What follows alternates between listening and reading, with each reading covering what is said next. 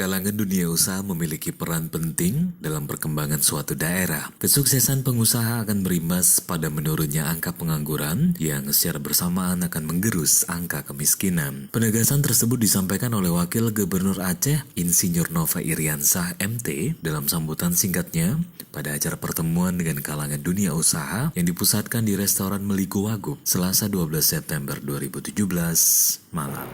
Pertemuan ini bukan kepentingan pengusaha, tapi kepentingan pemerintah Aceh, Pak Gubernur, Wagub, dan semua rekan-rekan sisi pemerintah. Kenapa?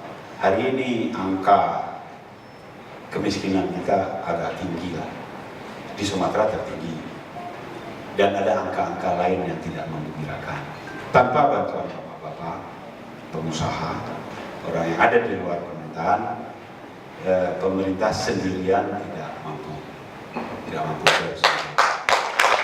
Pertemuan ini bukan kepentingan pengusaha, tapi kepentingan pemerintah Aceh. Salah satu hal yang ingin dibenahi oleh pasangan Irwandi Nova adalah membuka lapangan pekerjaan dan menurunkan angka kemiskinan. Tanpa dukungan para pengusaha, tanpa sinergi yang baik dari kalangan dunia usaha, maka cita-cita kita membuka lapangan kerja dan menekan angka kemiskinan sangat sulit tercapai, ujar Wagub.